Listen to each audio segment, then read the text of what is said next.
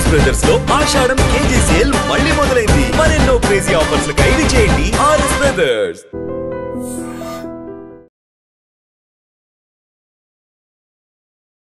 నమస్తే, welcome to healthy conversations with I dream. నేను మీ ఝాన్సీ.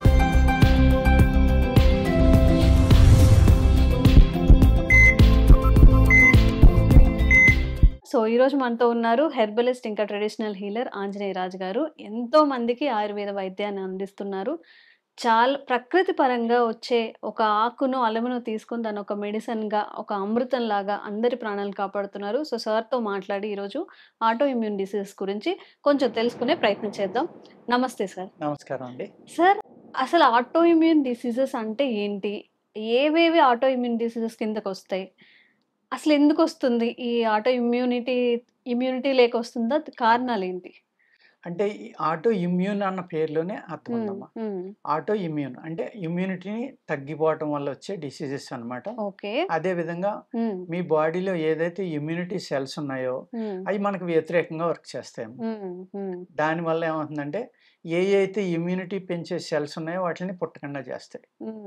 దీనివల్ల ఇది ఒకసారి ఆటో ఇమ్యూన్ వస్తేమో ఇంకా లైఫ్ లాంగ్ తగ్గదనేది ఇవాళ మోడర్న్ మెడిసిన్లో చెప్తారు. అందుచేత ఈ ఆటో ఇమ్యూన్ రావడానికి కారణం ఏంటంటే ముందర ఆటో ఇమ్యూన్ ఎన్ని రకాలు ఉన్నాయో తెలుసుకుందామా. ఆటో ఇమ్యూన్ లో కూడా రకాలు ఉన్నాయి. అన్ని రకాలు కదమ్మా. క్యాన్సర్ కూడా మరి ఆటో ఇమ్యూన్ లోకి వస్తుంది. Rheumatoid arthritis, psoriasis, psoriatic arthritis, osteoporosis, thyroid లో కూడా హషిమోటో థైరాయిడ్ అని ఒకటి ఉందమ్మా. హషిమోటో మామూలు థైరాయిడ్, హషిమోటో అది ఆటో ఇమ్యూన్. మళ్ళీ మామూలు థైరాయిడ్ కన్నా అది కొంచెం ఇబ్బంది పెడుతుంది అనమాట. దానివల్ల అనేక రకాలు, ఇంకా థైరాయిడ్ ఒకటే కాకుండా దానివల్ల అనేక రకాల వ్యాధులు వస్తాయి. అది ఆటో ఇమ్యూన్. ఎందుకంటే బాడీలో ఇమ్యూనిటీ తగ్గిపోయింది కాబట్టి ప్రతిదీ కూడా మన బాడీ మీద అటాక్ చేస్తుంది. అదేవిధంగా hepatitis C, hepatitis B, IBS, లేకపోతే కొలైటిస్, ఐబిఎస్ లోనే కొలైటిస్ అంటారు కదమ్మా. అటువంటివి కూడా ఇవన్నీ కూడా ఆటో ఇమ్యూన్ ప్రాబ్లమ్స్ అన్నమాట. ఈ ఆటో ఇమ్యూన్ ప్రాబ్లం ఎందుకు వస్తుంది అంటే రీజన్ ఏంటంటేనండి, మన బాడీలో ఎస్టిక్ నేచర్ పెరిగిపోయినప్పుడు, అంటే pH పెరిగిపోయినప్పుడు కానీ బాగా తగ్గిపోయినప్పుడు కానీ మీ బాడీ యొక్క ఇమ్యూనిటీ తగ్గిపోతుంది. పూర్వం ఎలా ఉండేదండి, 2 times తినేవారు.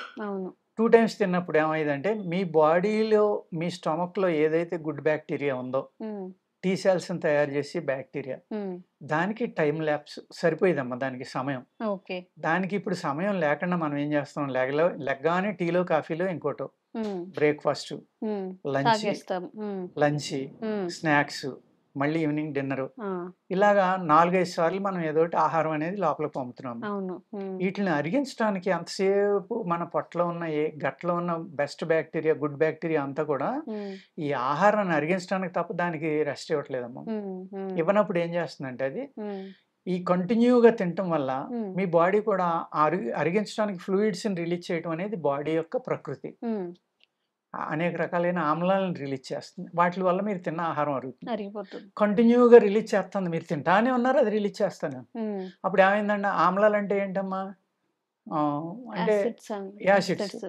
ఆ యాసిడ్స్ ఏం చేస్తాయి, పెరిగి పెరిగి పెరిగి మీ బాడీలో pH పడిపోను పెరిగిపోను.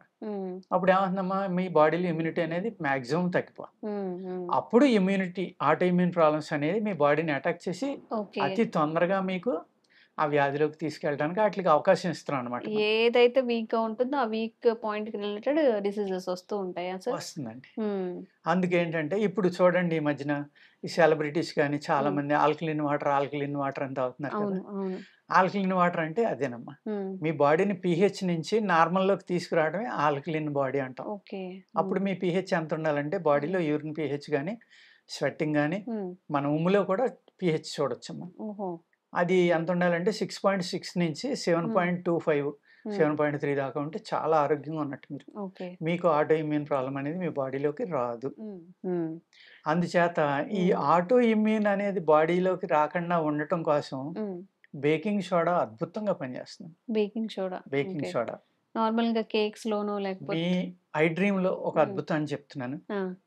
అది ఏంటంటేనమ్మా, మనం ఫిల్టర్ చేసుకుని తాగుతున్నాం వాటర్, 0 B దాని పేరు జీరో అనండి. అంటే జీరో అంటే దాని అర్థం ఏంటమ్మా? ఏం ఏమీ లేదు, లేవు. ఓకే. ఏమీ లేదు. మినరల్ వాటర్స్ అంటారా sir? Mineral water mineral water గాని కాదమ్మా అది. ఆ! మినరల్ వాటర్ ఎలా అవుతుంది? మినరల్ వాటర్ అంటే జీరో మినరల్స్ మినరల్సా? ఉండాలి. హ్మ్. జీరో అంటే ఏమీ లేవు అందులో. ఓకే. మినరల్ లేదు, బ్యాక్టీరియా లేదు, గుడ్డు లేదు, బ్యాడ్ లేదు. హ్మ్. అంతా జీరో. హ్మ్. అయి తాగినా ఉపయోగం లేదండి. ఓన్లీ దాహం తీర్చుకోవడానికి తాగడం తప్ప. పూర్వం అయితే చెరువులు, నదులు, కాలువల ఎక్కడ పడితే అక్కడ తాగేవారు. హ్మ్. వాటిల్లో అన్ని రకాలు ఉండేవి. కాల్షియం గాని, ఐరన్ గాని, మినరల్స్ అన్నీ ఉండేవి. ఆ! ఇప్పుడు అయ్యేం లేవు కదా! అందుచేత కీళ్ళ నొప్పులు, కాళ్ళ నొప్పులు రావడం, బాడీ ఏమో ఎస్టిక్‌లోకి వెళ్ళిపోవడం ఇయన్నీ హ్మ్. జరుగుతున్నాయి. హ్మ్. హ్మ్. ఇక్కడ మీరు ఆ వాటర్ నిజంగా మీరు తాగాలంటే సిటీలో కష్టం అమ్మా. ఎందుకంటే హ్మ్. బ్లీచింగ్ కలుపుతారు కాబట్టి అవును. ఫిల్టర్ చేసుకోకపోతే ఇంకా ప్రమాదం. హ్మ్. అందుకు పల్లెటూరులో ఉండేవాళ్ళు గాని, అవకాశం ఉన్నవాళ్ళు నూతి నీళ్ళు ఇలాంటివి తెచ్చుకునండి. హ్మ్. ఒక 10 లీటర్స్‌కమ్మా హ్మ్. ఒక 2 గ్రామ్స్ బేకింగ్ సోడా, హ్మ్. ఒక 2 గ్రామ్స్ సైంధవ 10 లీటర్స్‌కి. ఓకే. కొంచెం ఒక పావు లేదు స్పూన్ మీరు ఒక అంటారా? 100 తెచ్చుకొని కలిపేసుకొని ఉంచుకోండి బాటిల్‌లో. హ్మ్. మీరు ఆ పాత్రలో పోసుకున్న వెంటనే 10 లీటర్స్ హ్మ్. ఒక చిన్న స్పూన్ అందులో కలిపేయండి అంతే. హ్మ్. That's all. హ్మ్. అది ఆల్కలీన్ వాటర్ అయిపోద్ది. అంతేనా? అంతే. ఇంకేం అవసరం లేదు. ఏం అవసరం లేదండి. ఓకే. అది ఆల్కలీన్ వాటర్ అయిపోద్ది. హ్మ్. అందులో ఇంకా టాక్సిన్స్ ఉన్నాయని డౌట్ వచ్చింది. హ్మ్. ఒక సిల్వర్ మన రాగి ప్లేట్ అందులో పడేయండి. ఒక రాగి గ్లాసు. హ్మ్. అప్పుడు అందులో ఉన్న హై మెటల్స్ గాని, అంటే హై యాసిడ్స్ లాంటివి ఉంటే హ్మ్. రాగి ప్లేట్ నీళ్ళలో ఏస్తే కలర్ ఎందుకు మారుతుందో తెలుసమ్మా మీకు? ఆ క్లోరైడ్స్‌ని, సల్ఫేట్స్‌ని అది అబ్జర్వ్ చేసేసుకుంటుంది. హ్మ్. ఏయైతే మన శరీరానికి చెడు చేసి యాసిడ్స్ ఉన్నాయో హ్మ్. వాటిల్ని అబ్జర్వ్ చేసుకొని రంగు మారుతుంది. ఓకే. మనం మళ్ళీ చింతపండు, నిమ్మకాయ పెట్టి కొడితే తళతళ మెరుస్తాం. మెరుస్తూ ఉంటది. యెస్. యెస్. అందుకు ఈ 2 కలపగా కూడా ఏమన్నా చెడు ఉంటే అది తీసేసుకుంటుంది. హుహు. ఈ విధమైన నీరు మీరు తాగారనుకోండి, హ్మ్. మీకు ఆటోమేటిక్‌గా మీ బాడీ ఆల్కలీన్‌లోనే ఉంటుంది ఎప్పుడు. ఓకే. ఓకే. అప్పుడు మీకు ఆటో ఇమ్యూన్ ప్రాబ్లమ్స్ రావండి. వాళ్ళేదైనా జనరల్‌గా యాడ్ ఇచ్చినప్పుడు కూడా ఇంత పెట్టి ఎలా తాగుతాం మనం? ఒక ఆ! బాటిల్‌కి 100 పెట్టి ఆల్కలైన్ వాటర్ తాగడం ఎలా అనుకుంటారు? 100కి ఏంటమ్మా 10,000యి కూడా ఉన్నాయంట అందులో. ఆ! ఆ!